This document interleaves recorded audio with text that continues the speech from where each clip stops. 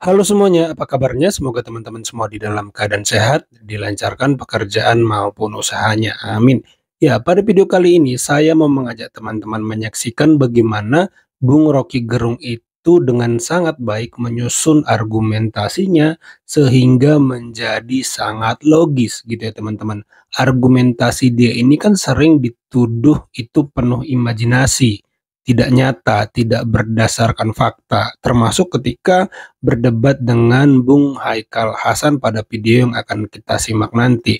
Tapi di sini menurut saya Bung Rocky Gerung itu mampu menyusun analisanya, prediksinya itu berdasarkan akal sehat, reason kalau bahasa dia berdasarkan akal sehat, sehingga sebenarnya sangat bisa diterima dan masuk akal gitu ya teman-teman. Nah, bagaimana videonya? Coba kita simak dulu bareng-bareng.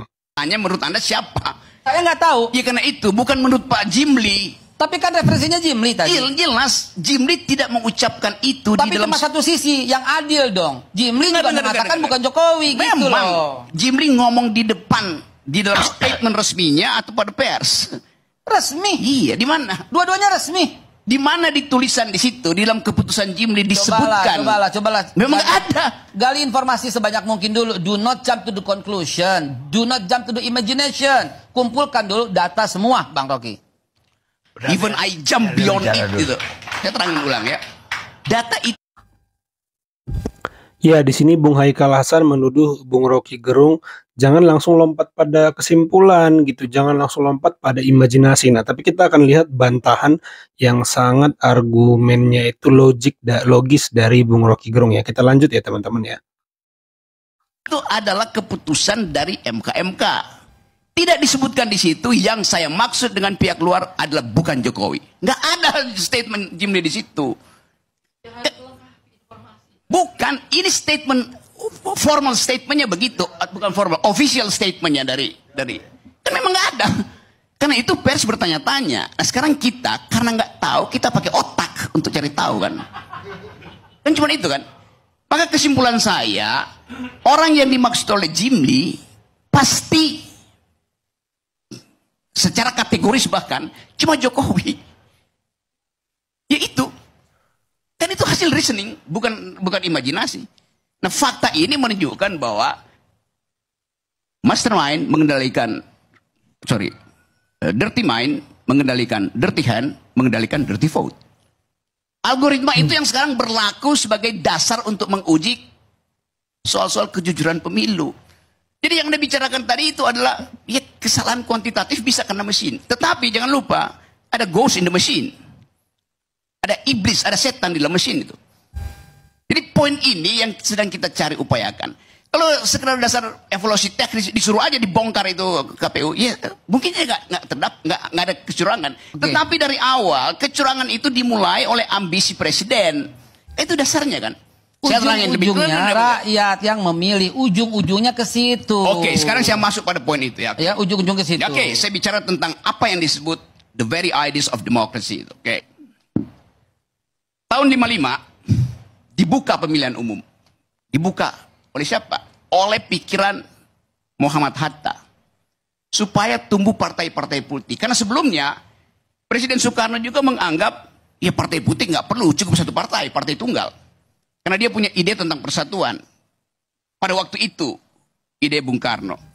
Muhammad Hatta yang belajar di Eropa mengerti bahwa nggak boleh ada satu partai tunggal. Itu juga dasar perselisihan belakangan dengan Hatta itu. Maka dibuatlah apa namanya itu nomor X itu apa? Maklumat nomor X, bukan nomor 10. Karena waktu itu nggak tahu mau kasih nomor berapa, dikasih nomor X tuh. Timbul partai-partai itu. Ya, itu ya teman-teman, saya tidak nemuin video kelanjutan pernyataan Bung Rocky Gerung pada pernyataan keduanya. Tapi menurut saya yang penting itu yang pernyataan pertama perihal analisanya yang dia bangun sebelum dia berkesimpulan bahwa ada intervensi Presiden Jokowi pada keputusan MK gitu ya teman-teman. Karena memang dalam putusan MK itu terdapat pelanggaran etik dan ada kalimat yang berbunyi ada intervensi pihak luar kalau tidak salah. Saya pikir sangat bisa diterima analisa Bung Rocky Gerung sebelum sampai melompat kepada kesimpulan, saya pikir Rocky Gerung di situ menjelaskan dengan sangat cermat poin-poinnya. Jadi tidak bisa dikatakan imajinatif atau hayalan belaka ya, karena memang sangat logik ya kalau kita lihat analisanya ya teman-teman. Ya, kita lanjut video ya teman-teman yang akan kita reaksi. Besok tidak boleh anak Mega menjadi calon presiden. Siapa bilang? Apakah besok anak Gus Dur tidak boleh jadi calon presiden? Apakah besok anak Susilo Bambang Yudhoyono tidak boleh jadi presiden, calon presiden? Ali beda Ali. Ada masalah kalau apa? anaknya Ibu Mega atau anaknya Gus Dur, dia tidak ada dalam posisi sebagai presiden saat ini. Jadi orang kalau dokter kayak Dr. Andreas bicara berkaitan dengan kekuasaan yang manipulasi kekuasaan yang dimiliki oleh orang yang berkuasa saat itu untuk memberikan kemenangan, memberikan hak privilege khusus pada ya sekarang ya kalau kita lihat ya yang dicalonkan itu gitu. Apakah proses itu dengan Kepresnya? Itu yang kita maksudkan. Apakah proses itu dengan Kepres atau apakah privilege itu dengan kewenangan presiden? Tidak. Prosesnya proses yang dilakukan di mahkamah, bukan? Itu yang sedang di dalam pembuktian. Justru dalam pembuktian sekarang, gugatan sekarang. Kalau gugatan itu dalam rangka memperbaiki sistem pemilu, saya setuju. Ketika Ketua Mahkamah Konstitusi adalah kerabat dekat presiden. Jadi itu yang kita persoalkan. Justru itu yang sedang ada dalam perbaikan. Historis dua orangnya. Iya makanya. Justru itu sedang dalam gugatan ini. Di mana masalahnya? Tidak ada sengketa proses terhadap Apa proses? Coba persoalannya. Karena pemilu itu bukan hanya soal menghitung. Mereka sudah bukan hanya soal menghitung karena, tapi bagaimana suatu proses itu berjalan. Semua orang di Republik ini tahu nanti setelah 1-3 kala baru kalian bicara tentang gugatan persyaratan dan lain-lain. Itu logika apa dipakai itu? Menggugat SKKPU, proses demokrasi apa itu? Tidak dilakukan berarti kalian menerima gitu loh. Makanya kalau jadi sekarang bukan hanya soal kuantitatifnya saja. Baik. Kalau teman-teman lihat sebenarnya perdebatannya itu muaranya masih pada putusan MK yang kontroversi yang membuat Anwar Usman itu diturunkan dari ketua MK ya teman-teman.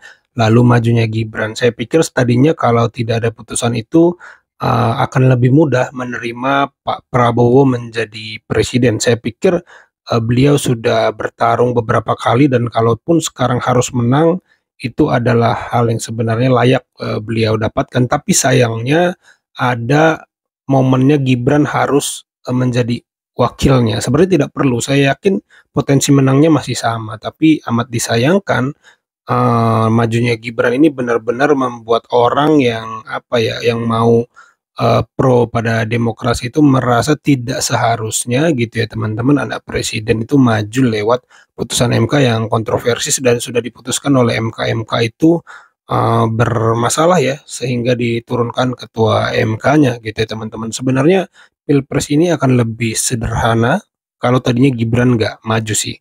Ya ini menurut saya amat disayangkan dan bagaimanapun sangat sulit menerima majunya Gibran ini. Kalau menerima kemenangan Pak Prabowo buat saya itu lebih mudah gitu, lebih mudah sebenarnya menerima kemenangan Pak Prabowo itu. Tapi karena faktor Gibran ini orang menjadi lebih sulit menerima gitu ya teman-teman. Kalau menurut saya yang saya tangkap dari semua perbincangan di medsos selama ini lagi-lagi masih muaranya itu di faktor Gibran yang maju dengan cara yang tidak patut dan kontroversi sih. Kalau menurut saya sih itu ya teman-teman. Ya itu aja teman-teman video kali ini. Terima kasih buat teman-teman yang sudah menyimak sampai selesai. Jangan lupa di like videonya, di subscribe channel ini. Sampai jumpa di video saya selanjutnya.